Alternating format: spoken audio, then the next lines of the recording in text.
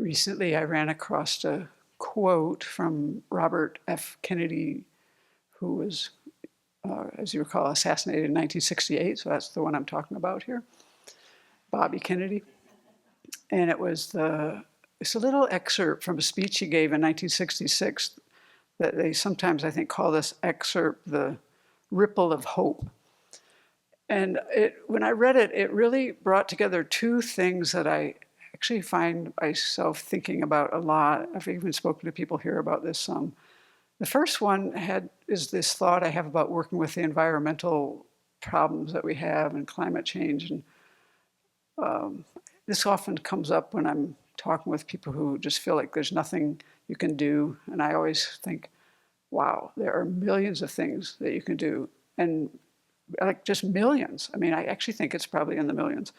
So let me read you this quote, and then I'll talk about these two things. He says, "It is from numberless diverse acts of courage that human history is shaped.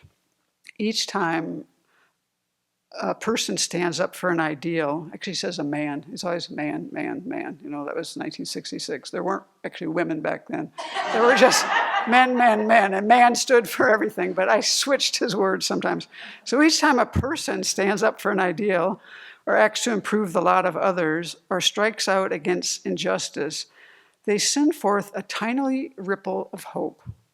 And crossing each other from a million different centers of energy and daring, these ripples build a current, which sweep down the mightiest walls of oppression and resistance.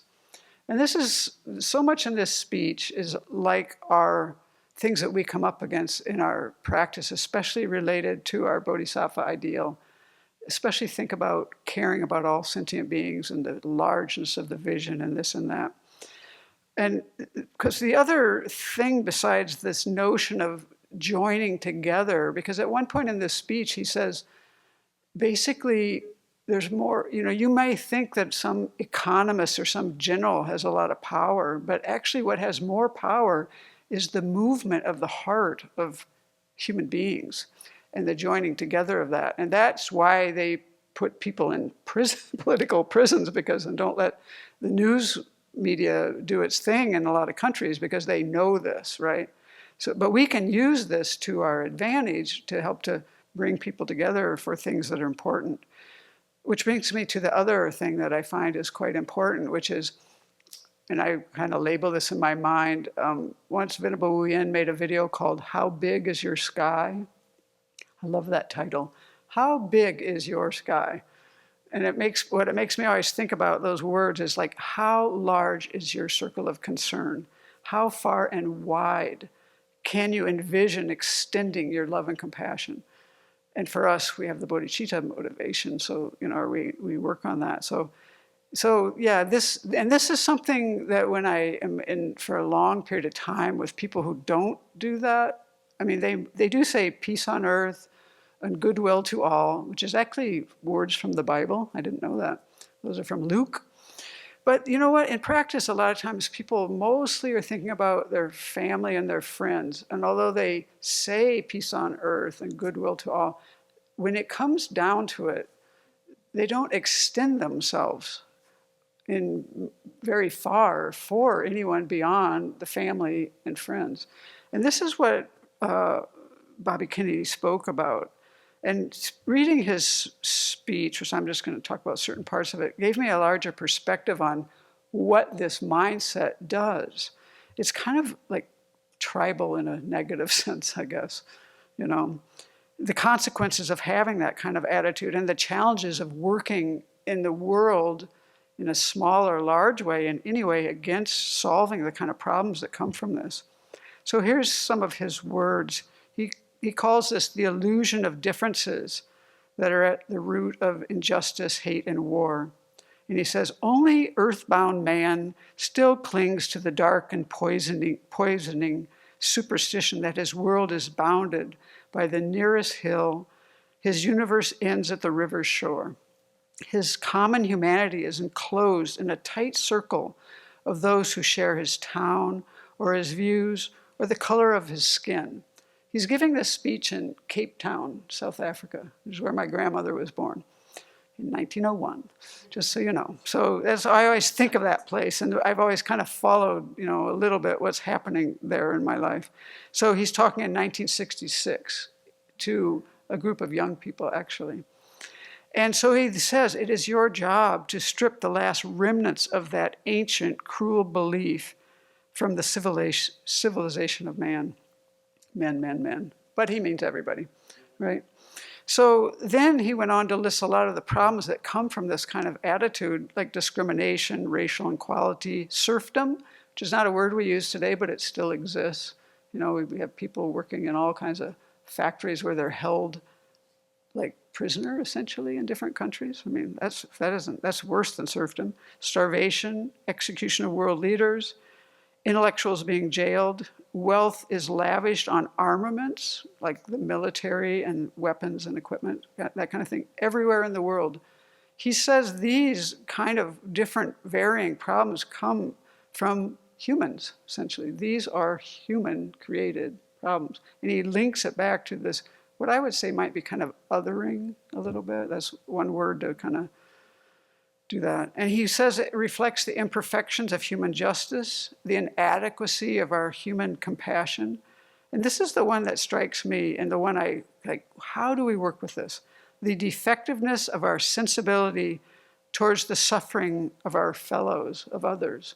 How do we make people more concerned? I really do think about this a lot. So how big is your sky? How wide can you make your concern? And what he's calling on here, since he knows that this is such a difficult problem, he calls it in dealing with the cruelties and obstacles of the swiftly changing planet. So when he's talking in the 1960s, that was a time of great turmoil, and we're in a time of great turmoil now, so there's a lot of parallels here. So he talks about these 4 dangers that get in the way, and this is a lot of parallels that we have in our teachings on the Bodhisattva practice and generating fortitude and many kind of things. But here's just a different view on this from this person who has a big heart and a political savvy, I guess, and other things, a different view. First, he talks about the danger of futility. This is where the ripple of hope comes in, because you think that one person can't do a thing against all these huge problems. But then when you actually look at it, there have been one person who have done major things. And what he's trying to say is that, yes, few will have the greatness to bend history, but each of us can work towards a small portion of the events. And then the accumulation of that is what is history. So it's like all of us together. And this is where he says this. It's from the numberless acts, diverse acts of courage that human history is shaped. So this is this ripple of hope. He calls it actually a tiny ripple of hope. And they all come together to make a current that can make things change. So one thing, the thinking that it's futile to do anything, he's trying to push against that by telling you, no, one person can make a big difference, and many people coming together can be like a current. It can be massive. And we all know that if you study history at all, or even just look in your own city and your own family, one person can have a huge impact. And then the second is a danger of expediency. And this is kind of the notion that we got to take care of what is right in front of us now, and we can't really have these lofty ideals. Like, we have to lower our ideals because it's not practical, essentially is what he's saying. But actually he's saying there's no inconsistency in having high ideals and having practical solutions. And I actually think that we witness that in our life here at the Abbey. We have huge ideals. There's no greater ideal than the Bodhisattva motivation for all sentient beings and their environments and everything. I mean, it's kind of the whole everything. So that's a pretty lofty thing. But we also see that there's many ways practically to go about this and make changes in ourselves. We help other people change their hearts, their minds. That ripples out. So yeah, we have to let go of that one. There's no reason to let go of our ideals. The third one is a danger of timidity.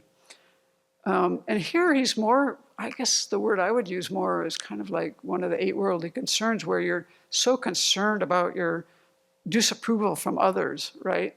Censure. You're going to be swimming upstream, right? So you're actually not necessarily going to be most popular in all circles. But it doesn't mean that you can't be effective. So although wrath may come at people, and if you think about just think about, that Mexico has the second in the world highest rate of news reporters that are being murdered, the news people in our neighbor, Mexico. So that's wrath of a certain kind, because they don't want the press to be, saying whatever they want, I guess. Anyway, so yeah, there can be disapproval, there can be wrath, there can be many things. He says moral courage is a rare commodity than bravery in battle or great intelligence. It's the one essential, vital quality if you want to see change in the world. So we have to overcome this. We have to work with the fears that come up, and some of them are actually realistic fears too. And then the fourth one is mostly for those of us who are been fortunate in our lives to have education and financial success and things like that.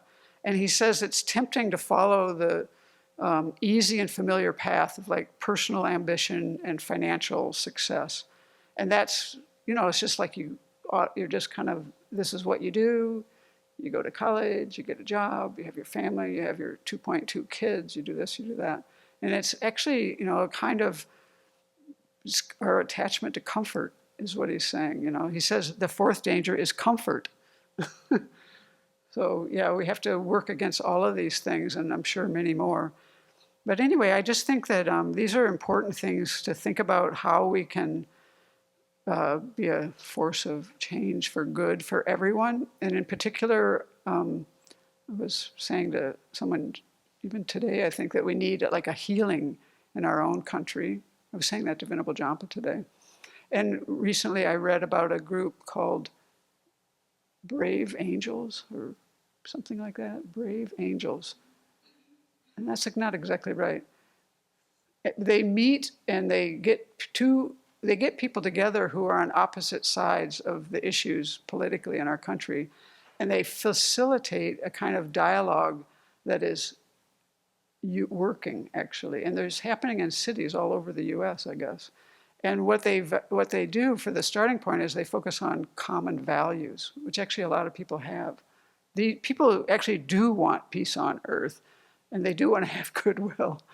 But sometimes how you go about it is where I see in my own family, which has quite the divide of the left coast. That's what my mom calls it out here, the left coast.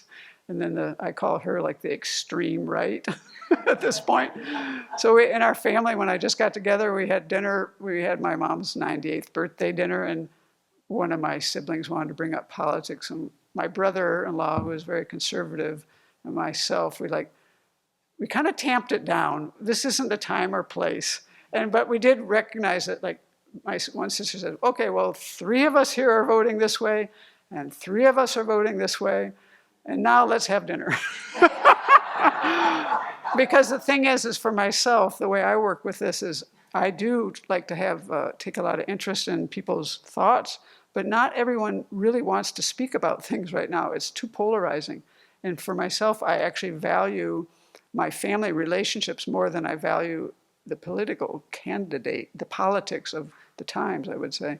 So I think it's important for me to find a way to communicate when people are interested. And right now, some of my family do not want to talk about these issues. All their friends are liberal, and they have the tacit agreement. They just don't talk politics. And that's how they maintain these friendships over years. I don't think that's the way to get things solved.